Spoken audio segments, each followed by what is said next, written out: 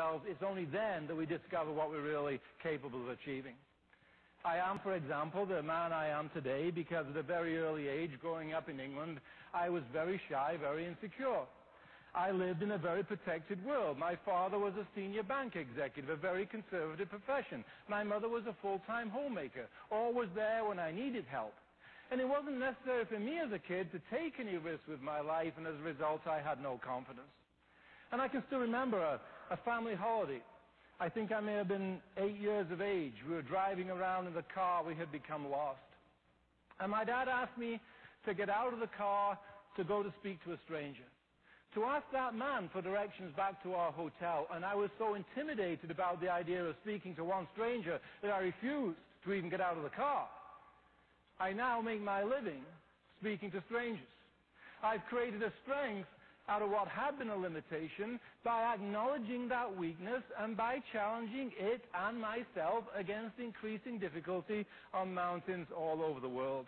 Because when you confront fear, it recedes in front of you. When you run away from fear, it only grows in your mind. In fact, I've come to believe that fear and anxiety is really just nature's way of focusing our attention on the task at hand. And if that's true, and we're not feeling a little bit anxious, clearly we're not paying attention to what's going around us.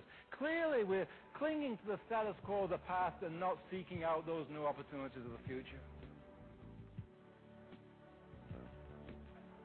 Laurie took pictures of everything around in the panorama, the landmarks, the mountains, his Sherpa companions. And then, of course, he decided it was time to get a picture of himself on the summit. And it was at that point that he realized he'd run out of film.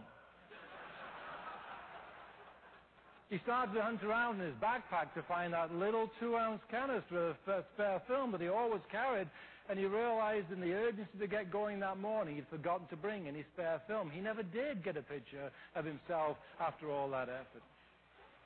There is a small consolation, though, if you look carefully in the sunglasses of the man on the right-hand side.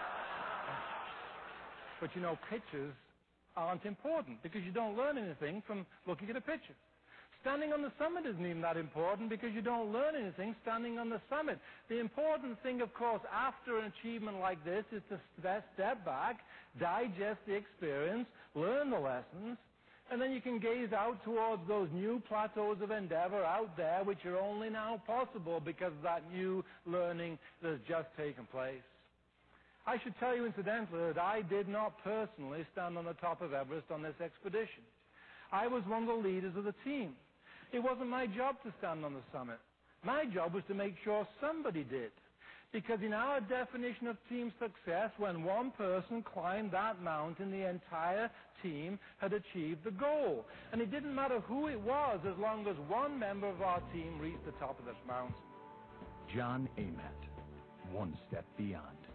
His formidable Everest expedition was televised live throughout Canada and on ABC's Nightline. John Amatt, founder of One Step Beyond Worldwide, an innovative education and motivation company. Author of Straight to the Top and Beyond, in which he uses the metaphor of his own adventures to develop an approach for scaling the heights of today's unpredictable global environment.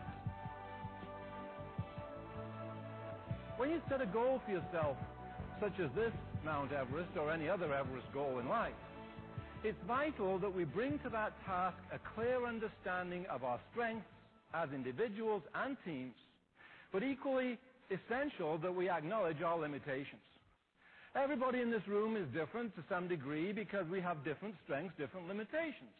We choose our goals accordingly. We build on the strengths, we improve upon the limitations. We knew that we had the climbing ability to climb to the top of the world.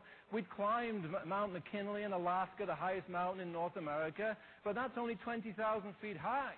Mount Everest is 2 miles higher than that.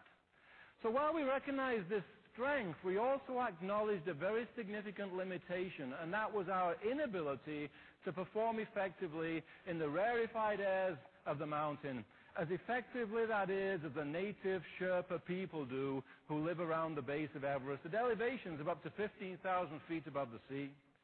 We knew that we would have to integrate the Sherpas of Nepal into our team so that their strengths would offset our limitations, so that our strengths coupled with their strengths together would make it possible for us as a team to go all the way to the summit.